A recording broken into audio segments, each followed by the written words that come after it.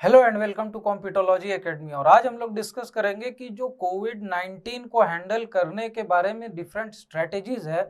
उसमें से एक हर्ड इम्यूनिटी की बहुत ज़्यादा बात होती है। इंडिया में भी हम लोग देख रहे हैं time and again sero survey हो रहा है, जिसमें कि ये पता लगाने की कोशिश की जा रही है कि कितने लोगों में ऑलरेडी एंटीबॉडीज डेवलप हो चुके हैं इन्फेक्शन के बाद। तो इन सब चीज़ों में WHO की क्या अप्रोच है और बाकी के जो एक्सपर्ट्स हैं वो क्यों इसे कह रहे हैं कि ये एक फ्लॉड अप्रोच है, तो इन सारी चीज़ों को हम लोग डिस्कस करेंगे आज। तो इसको आखिरी तक देखिए, क्योंकि ये वायरोलॉजी के फील्ड में एक बहुत ही इंपॉर्टेंट चीज़ है कि आप किसी भी पेंडेमिक को, किसी भी वायरल पेंडेमिक को कैसे हैंडल करते हैं। तो यहाँ पर देखिए, सबसे पहली बात है कि WHO और एक्सपर्ट्स ने ये एडवाइस किया है कि जो हार्ड इम्यूनिटी की स्ट्रेटेजी है वो साइंटिफिकली और इथिकली दोनों तरह से प्रॉब्लमेटिक है। साइंटिफिकली क्यों प्रॉब्लमेटिक है ये हम लोग आगे देखेंगे, और इथिकली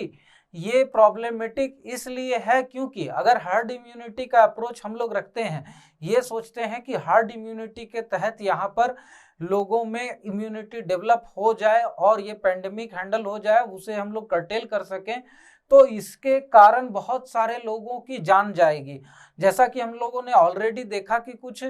कंट्रीज ने, जैसे कि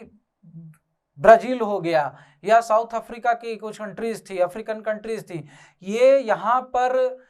ये हार्ड इम्यूनिटी का ही अप्रोच रख रहे थे, जिसके कारण कि यहाँ पर बहुत सारी मौतें हुई। तो ये इथिकली भी सही नहीं है, क्योंकि आप लोगों को मरने के लिए जो गवर्नमेंट है, जिनकी रिस्पॉन्सिबिलिटी है कि वो अपने सिटीजन्स को वेलफेयर स्टेट की तरह एकदम ट्रीट करें और उनकी जान को बचाएं, उन्हें किसी भी प्रॉब्लम से बचा कर रखें, तो ये अप्रोच यहाँ पर गलत इसीलिए हो जाती है कि गवर्नमेंट अपनी जो रिस्पॉन्सिबिलिटी है उससे हटकर एक अनसाइंटिफिक अप्रोच रख रही है पेंडेमिक को हैंडल करने में। तो यहाँ पर इनका जो WHO है और जो एक्सपर्ट हैं, इन लोगों का कहना यही है कि हार्ड इम्यूनिटी का अप्रोच अगर हम लोग रखते हैं तो वो हमारे लाइफ टाइम में यहाँ पर हार्ड इम्यूनिटी अटेन करना मुश्किल है कोविड-19 के लिए, क्योंकि ये बहुत ज़्यादा टाइम टेकिंग हो जाएगा और इसके पीछे का कारण बहुत डिफरेंट तरह का है। यहाँ पर देखिए, सबसे पहली बात क्या है कि हार्ड इम्यूनिटी कभी भी पहले हिस्टोरिकली पब्लिक हेल्थ सेक्टर में वायरस के इन्फेक्शन को, वायरल आउटब्रेक्स को रिस्पॉन्ड करने में नहीं यूज किया गया है। तो इसीलिए इनका ये कहना है कि इसकी कोई एविडेंसेस नहीं है, इसका कोई परफेक्ट अप्रोच नहीं है कि किस तरह से हर्ड इम्यूनिटी यहाँ पर अटेन की जाएगी। सिर्फ छोड़ देने से जान जाती रहेगी और यहाँ पर हर्ड इम्यूनिटी अटेन नहीं किया जा सकता है। और इसके पीछे का कारण यहाँ पर है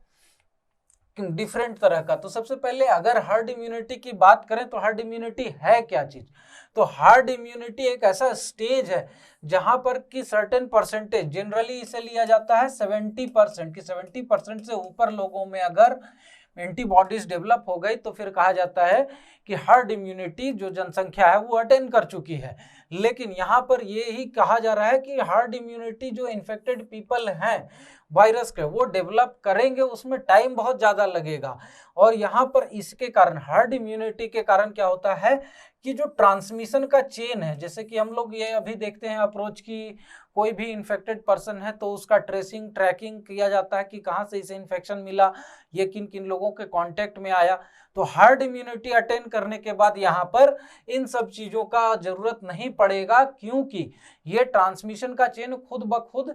ब्रेक हो जाएगा, क्योंकि जो इम्यून पर्सन है वो इंटरप्ट कर देंगे इसके ट्रांसमिशन चेन को, उनके आगे ये ट्रांसमिशन बढ़ नहीं पाएगा, तो वायरस का स्प्रेड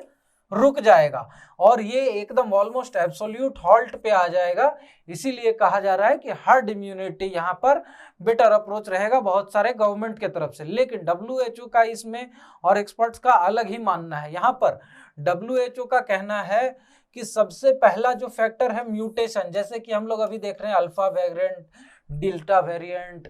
सिग्मा वेरिएंट, जो अलग अलग तरह के म्यूटेटेड वर्जन आ रहे हैं वायरस के, कोविड-19 के, तो उसके कारण यहाँ पर ये हार्ड इम्यूनिटी अटेंड करना मुश्किल हो जाएगा, क्योंकि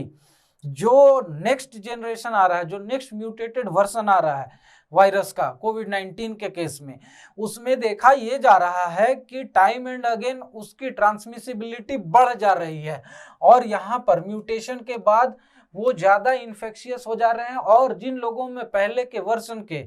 जो एंटीबॉडीज डेवलप हो चुके हैं वो भी दोबारा इन्फेक्ट हो जा रहे हैं। जैसा कि हमने हाल फिलहाल न्यूज में भी देखा था कि केरला में जो फर्स्ट पेशेंट था, इंडिया का जो 0 पेशेंट थी, उसे फिर से इन्फेक्शन हो गया। तो इसीलिए यहाँ पर कहा जा रहा है कि हर्ड इम्यूनिटी एक फ्रॉड अप्रोच है। सेकेंड थिंग यहाँ पर क्या है, इनइक्विटेबल डिस्ट्रीब्यूशन ऑफ वैक्सीन। तो यहाँ पर जैसा कि देखा जा रहा है कि बहुत सारे कंट्रीज में वैक्सीनेशन का परसेंटेज बहुत हाई है, लेकिन अगर हम लोग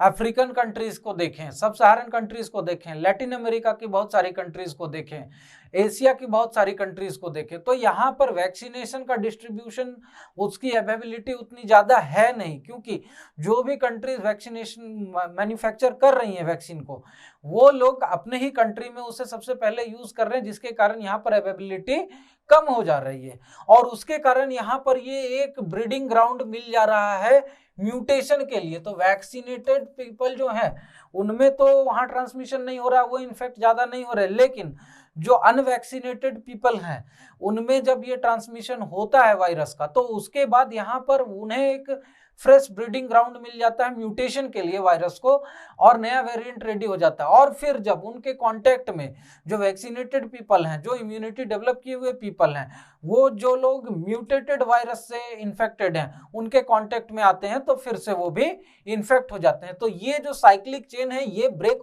हो नहीं पा रहा है। सेकेंड थिंग क्या है कि यहाँ पर जो इंटायर ग्लोबल पॉपुलेशन है, पूरी जनसंख्या पूरी दुनिया की, उन्हें सेम टाइप का इम्यूनिटी थ्रेशोल्ड डेवलप करना पड़ेगा एट द सेम टाइम। और ये क्यों करना पड़ेगा, क्योंकि अगर ये इम्यूनिटी डेवलप सेम टाइम पे नहीं होगी तो अलग अलग तरह का म्यूटेटेड वर्जन आता रहेगा, एक बार इधर से इधर जंप करेगा, वैक्सीनेटेड पीपल से अनवैक्सीनेटेड में, अनवैक्सीनेटेड पीपल से वैक्सीनेटेड पीपल में। अगर किसी ने डेल्टा वेरिएंट का इम्यूनिटी डेवलप कर लिया तो उसका नेक्स्ट म्यूटेटेड वर्जन कहीं पे ब्रीड हो गया, तो डेल्टा वर्जन का जिनमें इम्यूनिटी डेवलप्ड है वो भी फिर से नए वर्जन से इन्फेक्ट हो सकते हैं। इसीलिए यहाँ पर जरूरी है जो ट्रांसमिशन चेन है उसे तोड़ने के लिए कि सबकी immunity at the same point of time develop हो, जो कि एक तरह से मतलब इम्पॉसिबल है, क्योंकि यहाँ पर सेम टाइम पे सारे लोगों में एक साथ इम्यूनिटी डेवलप होना बहुत ही मुश्किल है। तो इसके लिए WHO ने सजेस्ट किया है कि हमें लेसन लेना चाहिए यूनाइटेड किंगडम का जो अप्रोच रहा है उससे। उनका सीधा कहना है कि हाई वैक्सीनेशन रेट रखिए। सबसे पहली बात, हाई वैक्सीनेशन रेट रखेंगे तो ज्यादा से ज्यादा लोगों में इम्यूनिटी डेवलप होगी, इम्यूनिटी ज्यादा लोगों में डेवलप होगी तो उससे फायदा ये होगा कि ट्रांसमिशन रेट, जो हम लोगों ने पहले के वीडियोस में देखा था कि R,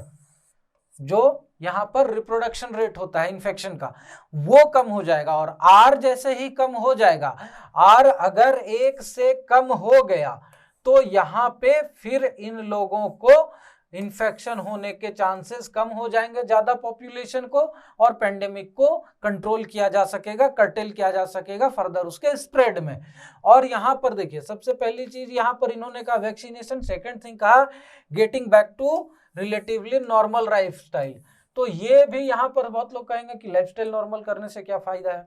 उससे फायदा ये होगा कि देखिए कुछ लोग, मैक्सिमम लोग तो यहाँ पर वैक्सीनेशन जो हाई रेट रहेगा उससे हो जाएंगे, और जो बचे हुए लोग रहेंगे वो थ्रू इन्फेक्शन यहाँ पर उनका भी धीरे धीरे इम्यूनिटी डेवलप होता जाएगा। और इसमें इनका ये भी कहना है कि सबसे पहले यहाँ पर जो अबव 60 ईयर्स के एज के हैं या फिर जिनमें कोमॉर्बिडिटी है, तो ऐसे लोगों को, यानी कि जो ज्यादा वल्नरेबल लोग हैं, उन्हें सबसे पहले वैक्सीनेट किया जाए, क्योंकि इनमें इन्फेक्शन के चांसेस ज़्यादा हैं। और जिन लोगों को, जो लोअर एज पॉपुलेशन है, जिनकी इम्यूनिटी मजबूत है, या यंगर पॉपुलेशन है, उनको यहाँ पर नॉर्मल लाइफस्टाइल में लाया जाए, क्योंकि उनकी इम्यूनिटी, सेल्फ इम्यूनिटी इतनी मजबूत है कि वो एंटीबॉडीज खुद से डेवलप कर सकते हैं। तो यहाँ पर यही approach WHO time and again कह रहा है कि हर्ड इम्यूनिटी एक फ्लॉड कॉन्सेप्ट है,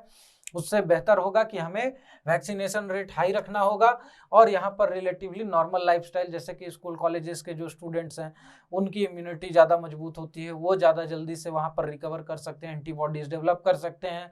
और यहाँ पर जो वल्नरेबल ग्रुप है उनकी वैक्सीनेशन होती रहेगी। तो इससे यहाँ पर हर्ड इम्यूनिटी से ज़्यादा बेहतर होगा कि एक अपना अप्रोच, एक साइंटिफिक अप्रोच के तहत यहाँ पर पूरे पॉपुलेशन में इम्यूनिटी डेवलप की जाए और उसके कारण फिर यहाँ पर जो ट्रांसमिशन चेन होगा उससे यहाँ पर हॉल्ट करने में ऑलमोस्ट एकदम एक झटके में